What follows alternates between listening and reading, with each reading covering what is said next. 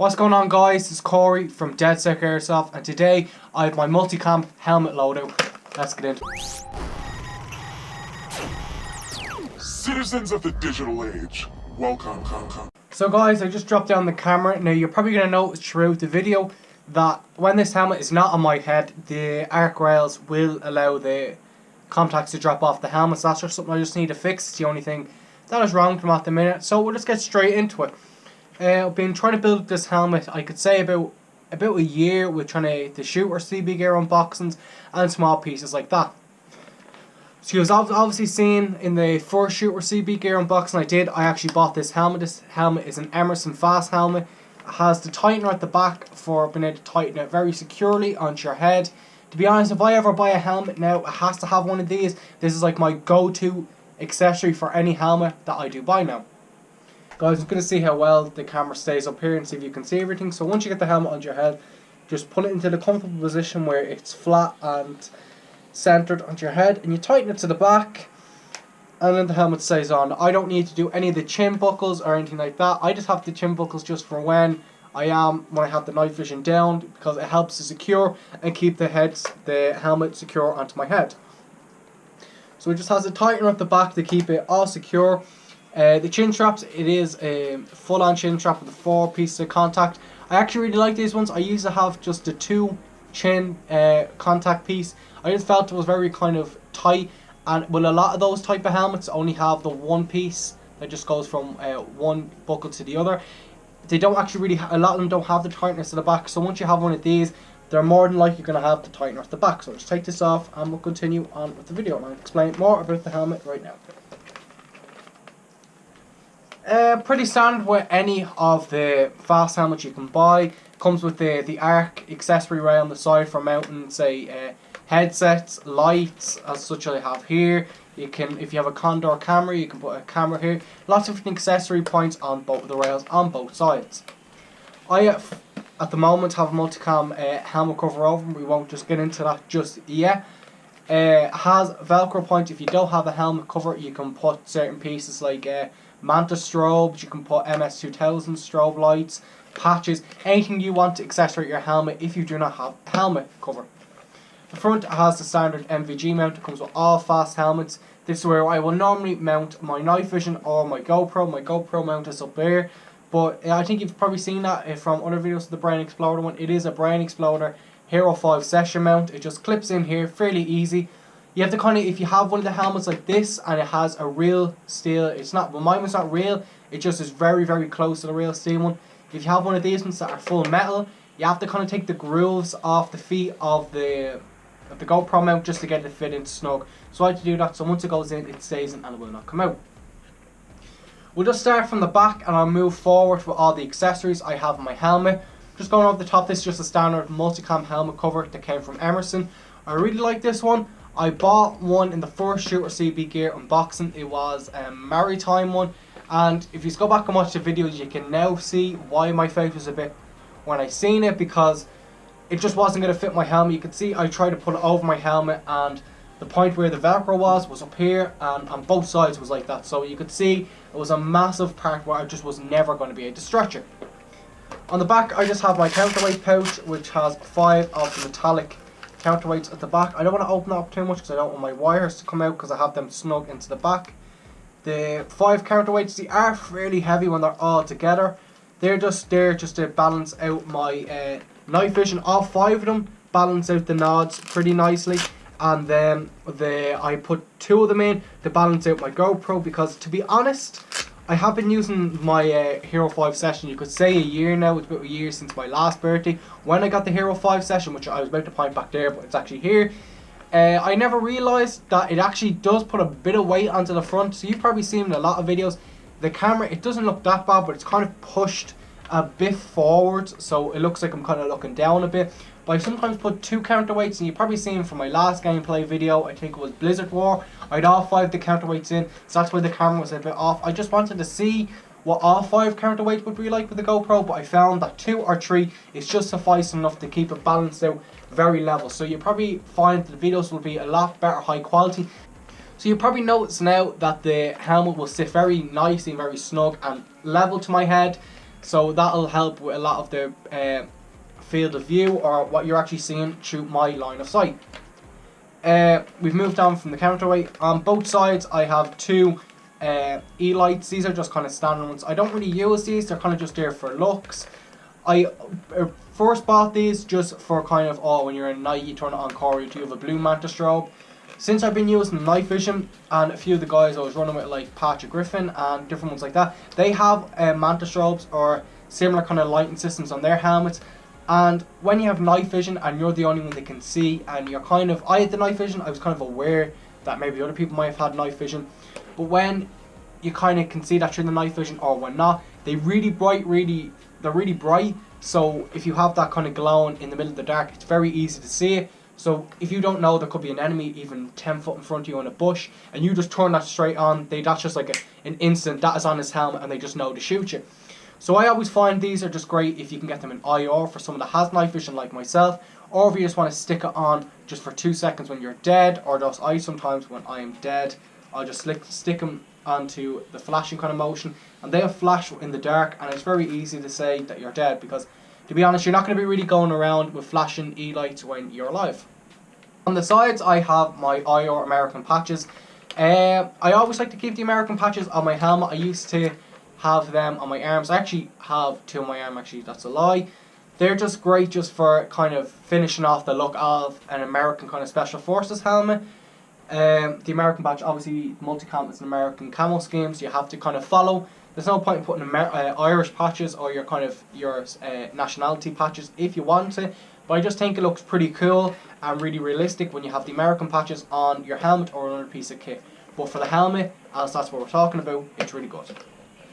On the left and the right hand side I have my Peltor Contacts tools. These are just a repro. I am having a bit of trouble. The actual point that goes into your PTT, you can see I have a bit of tape on it.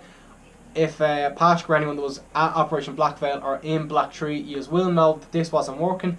I figured out that actually, I originally thought it was the microphone was broken. There was something wrong with the microphone jack. I fixed that. The wires came on loose. Jeez, that's what happened. There's a lot of things that went wrong which I don't even think were broken. I actually ended up breaking, fixing, and it still didn't work. But I figured out that for months I've never realised that this little bit was broken, that if it's not dead straight it won't work. So if you've seen that I'm left-handed and this wire jack comes from the left hand side, so if I keep my PTT here I have to kind of loop around my kit, so it's always had a little bend. So that has obviously caused something to break inside of the actual jack part for the contact tools. So if that was broken and if that wiggles too much, I lose the talk. So I'm going hello, hello, and then it kind of just stopped. But if I can find something like a toothpick to keep that straight, it should be working. So anyone that was at Operation Black Belt or plays with me a lot, that is what's wrong with the Peltors, but they will be fixed by the next time I get to my next piece of gameplay. Really good headset if you actually have it working. I really like, they're really comfortable. I have them on the Contact 2 Arc Rail adapters that go on your helmet. To be honest, I keep changing these out. I keep taking the Peltors off them and then keep putting them back on. I really shouldn't, to be honest, because I'm going to end up breaking them. They're very hard to get onto the rails, so if you keep taking them on and off, I'm probably going to wear them down, and I'll never be able to get them back on. That just kind of works for both sides. They have a locking mechanism, so I can pop them out and then kind of swing them over. As you've probably seen, one of them has fell off. I will fix that when I finish talking about this one. You can pop them off to the side, so if your ears are getting really warm or you actually can't hear someone talking face to face, you can just take it from say this position. So it's like, what are you saying? And then you just flip it out of the way. And that's pretty cool. I like that because I've had them on the actual headband and you just can't get them off, and if your ears are getting really sore from them pressing in, you can just swing them off to the side, so that's pretty good. So on the right hand side, guys, I have a Night Evolution red, white and IR light. I don't know why I looked at that to see what it was called. There's no name on it, but I just always remember by looking at it. It has the 3 different lighting systems, so if I was to turn this on, it turns it to white light. I can then turn it to, I think that's probably a lower form of white light, then a brighter, and it turns off. It should turn off, yeah. Okay, so now if I was to turn it back in the white light, hold it down for 2 seconds, it should change it to red. Yep. So this is kind of like a safety kind of light, so when So the red light really works for if people are hunting you in the forest or kind of at night. Red light doesn't give a very kind of far reach. It only kind of works for up close. So if you don't want a big kind of spread of like white light, you've probably seen if you shine a white light torch into a room, it completely illuminates a room. If you put a red light filter over your torch or something you're going to try brighten a room up with, it actually doesn't reach as far and it doesn't give that big kind of spread light as in a white light. So if I was to turn this off, is it off? Yeah. If I was to turn this off and hold it down for 2 seconds, or 3, I'm not too sure, I'll just keep holding it down. That should, okay, that is on IR. You probably can't see that, there's just a little red light. That is very, very bright. I have used this with my night vision at Operation Black Veil. When I put my day cap over, which is, I'll explain all that in a minute, which I'll explain what a day cap and an open cap is in 2 minutes. But if I had my day cap over and I was just trying to see things up close, and I put this IR light on, it works really good. It's really, really good. I really like it. So that's pretty much all I can say about an IR light and light evolution. Alright guys, on to the grunt, or the big kind of thing that is on my helmet. This is my NVM14 Gen 2 Plus night vision setup on my nods. To be honest, fantastic piece of kit. I ran this for, jeez, I put this onto my helmet at Operation Black Veil on this Saturday evening I should say, at 6 o'clock. I went, had a bit of food, and then I said, right, I'm not going to come back to the tent or my camping area for a good few hours. I'm going to stick this on, stop recording. That's why probably you're going to notice it's not much footage. I actually had recorded the Shooter CB gear unboxing, the one you just seen a few weeks ago, on an SD card. I cleared 3 SD cards and that was the only one I didn't clear. So I had about 35 minutes of me talking about the unboxing. I only got about 10 minutes on an SD card. So that's why there's only a bit of footage from the start of the day. So you're probably wondering why there's not much footage, but it's all I could do. But as I said, at around 6 o'clock I swapped it back out for my MVM. Now it doesn't get dark till about 8 o'clock. I just wanted to put it onto my helmet. Around 6 o'clock I had this on my helmet, and you probably know around this time of the year it only gets dark at 8 o'clock, but I was prepared to wait. So when it hit dark, I just flipped that thing over and I turned it on, and my god, it was actually amazing. I think I played with this on from 8 o'clock in the evening to about 6 o'clock that morning. So I would have went around, just played about to about 12, went back to my camping area for about an hour and a half, had about 45 minutes of sleep, and then got up at 3 o'clock for my 3-hour sentry with Black Tree, which was from 3 o'clock in the morning till 6, and then I went to sleep, and that was the event finished for me. Like, I was so tired. But to be honest, this piece of kit is phenomenal, as I said. Really, I actually don't really like the Rhino 1 mount that's on it. I call it Rhino 1 mount, it is the original Rhino mount. So the Rhino 1 mount, or just the Rhino mount, the Neurortis one, it was probably one of the first mounting systems for night vision that you could put on your helmet. As you probably know, when night vision first came out, it was mounted onto vehicles by the Soviet Union and different things in the Cold War. But when they managed to actually condense it down into a night vision setup, or something you can put just onto your helmet, or something like that, around, I think it was 25, I'm not too sure, 25 years ago, the Neurortis Rhino mount was probably the first one they had. So this is original. It's not one of the best. It's very kind of clunky. I don't like the way when you mount it straight up like that. If I had that forward, I actually had to put a Butler's Creek mount at the back as well, because if I had that open, I have ballistic glass in the back so it doesn't get shot out, but if I didn't, my eyepiece would have gotten shot straight out if I had that flipped up. So as I said, this is an MVM 14 Gen 2 Plus on the Neurortis Rhino 1 mount. You flip it down, and to be honest, even though I said I don't really like this one, it does have a nice bit of customization to get it right into your eye. You have kind of an angler, so if you turn that, you can angle it into your eye a bit more. I like to keep it right down. I like to keep it down into the backwards position as far back as I can, because you probably notice I have a fairly small head, and it was always very far away from my eye. But even though I have such a small head, I managed to get this very snug into my face. That is probably the most comfortable far away from my face position. Here you can move it further into your eye or away. Now I can't seem to move this. I did give this a bit of a spray, so it is kind of stiff to move. There is a button here, you press down and you can move it in and away from your eye. I'll have this onto a J-arm, which I had to customize for my MVM14. The MVM14 actually uses a MUM or Mini 14 mount. They're about €250. The guy I bought this off gave me just a PVS 14 J-arm. I managed to find, if you can see in the rail here, I took the rail off. I got into the actual mounting system on the front of it. I managed to put a tapper and put my own bit of threads in and put my own locking mechanism in. So I managed to fit a completely different J-arm onto my smaller kind of MVM 14. It actually fits very snug. It doesn't move. Now I actually am having a bit of movement as one of the screws came loose. I'm going to have to open that up and try to fix it. But that's not for today. On the front and the back I have a Butler's Creek flip open mount. Now this is where I'll be able to explain about a day cap and an open cap.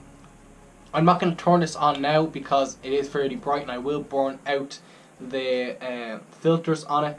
So I have the Butler's Creek one on the front for when I have this open. This is kind of when I'm looking around really far away. So if I was looking and I was trying to see something say 30 meters out, I can see it very clearly when it's open. But if I was to close this over, as you can see, I don't know if you can, I have a small little hole in the front. You've probably noticed with the protective caps on some of the night vision, they have a tiny little hole in it. That's only just to stop if you're trying to check it in the day. You're like, oh yeah, it's working, that's fine. That's just to allow less light in. The less light this night vision piece can take in, the less it will actually make up and will illuminate. So the less light that comes in, the less likely you're going to break it in the daytime. But if you had this and you were trying to see something up really close, I just turn on my Night Evolutions light that's on the side of my helmet here and keep this on, and whatever way it works, I don't know the whole science behind it, that the less light that comes in, it doesn't make up as much, and only with that small light I can somehow zoom everything out and it comes and everything looks really focused up here. So then when I open it back up, everything is focused really far away. No idea how that works, it just works really well, and to be honest, I have tested it and it's phenomenal. I really like that little setup. I think that's all I can really say about the helmet. If you want to have a look, it's just, I don't really do much with the cushioning or kind of any of the cushions in the inside of the helmet. They work pretty fine for me, so that's really it. So we'll just come up and end this video, guys. So guys, I really hope you enjoyed this video. It was fairly hard to talk about a helmet, as you know, there's not really much you can really say interesting about a helmet. Just things work on it. It's like, oh, you have the counterweights, they kind of just balance out the helmet. The contacts for my communication with my squad or different people I'm playing with. The light for just kind of map reading or trying to do stuff with my night vision, and obviously the night vision to play around the night. But hope you enjoyed this video. Hope it was informational. If you want any questions, or if you have any questions about what I have on this helmet and you're looking to try find them, just drop them down to the comments or message me on Facebook or in the comments, as I said. But hope you enjoyed this video, guys. This has been Corey from Dead Sick Airsoft. I'll talk to you next time.